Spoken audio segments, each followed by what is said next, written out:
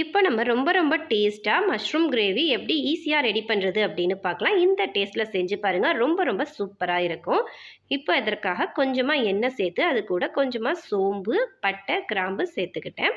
அது கூடவே பொடியாக கட் பண்ண வெங்காயம், பெரிய வெங்காயம் ஒரு 3 வெங்காயம் கட் பண்ணி சேர்த்துருக்கேன். அது கூட வெங்காயம் வதங்குறதுக்காக கொஞ்சமாக உப்பு சேர்த்து நல்லா வதக்கிக்கலாம்.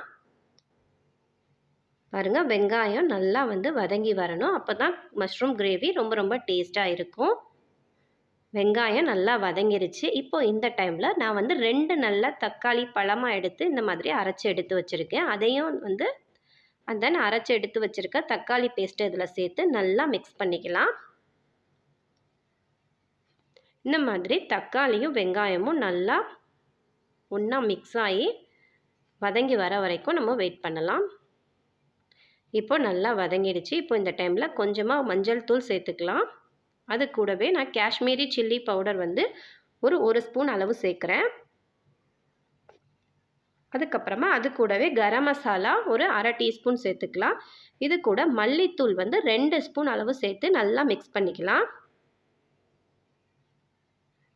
இப்போது இஞ்சி பூண்டு பேஸ்ட் ஒரு 3/4 ஸ்பூன் அளவு சேர்க்குறேன்.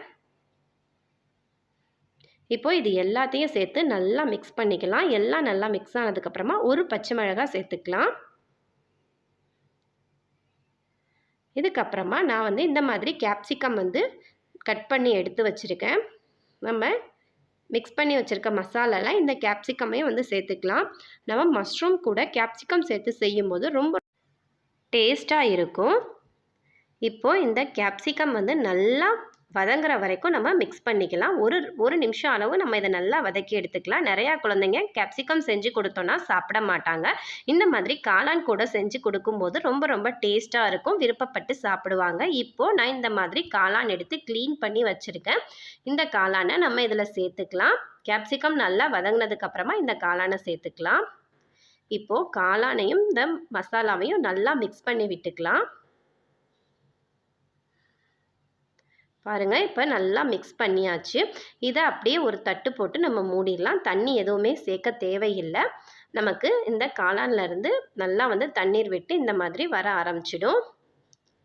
இப்போது நல்லா கொதிச்சதுக்கு அப்புறமா இதை நம்ம நல்லா மிக்ஸ் பண்ணிக்கலாம். அந்த தண்ணியிலே நல்லா காளான் வதங்கி வர வரைக்கும் நம்ம இதை அப்படியே சிம்மில் வச்சு நல்லா மிக்ஸ் பண்ணிக்கலாம்.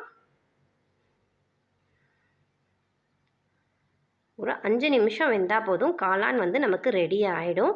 இப்போ பாருங்கள், இப்போவே நல்லா தண்ணீர் வற்றிடுச்சு. இப்போ நம்ம காளான் கிரேவிக்கு தகுந்தாற் போல் தண்ணீர் சேர்த்துக்கலாம். நான் ஒரு அரை டம்ளர் அளவு தண்ணீர் சேர்த்து நல்லா மிக்ஸ் பண்ணி விட்டுக்கிட்டேன்.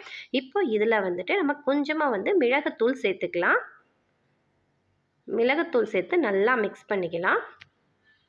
நமக்கு இந்த மாதிரி திக்காக வேணும்னா திக்காக வச்சுக்கலாம். அப்படி இல்லை தண்ணியாக வேணும்னா இன்னும் கொஞ்சம் தண்ணீர் கூட சேர்த்துக்கலாம். கொஞ்சமாக மல்லித்தழை தூவிட்டு இந்த மாதிரி நல்லா மிக்ஸ் பண்ணிக்கலாம். பாருங்கள், காளான் கிரேவி ரொம்ப சூப்பராக ரெடி ஆகிடுச்சு. காளானும் கேப்சிகமும் சேர்த்து ஒன் டைம் செஞ்சு பாருங்கள். ரொம்ப டேஸ்ட்டாக இருக்கும். இதை ஒன் டைம் ட்ரை பண்ணி பார்த்துட்டு எப்படி இருந்துச்சு அப்படின்றத மறந்துடாமல் கமெண்ட்ஸில் சொல்லுங்கள். பிடிச்சிருந்தால் லைக் பண்ணுங்கள், ஷேர் பண்ணுங்கள். மறந்துடாமல் சப்ஸ்கிரைப்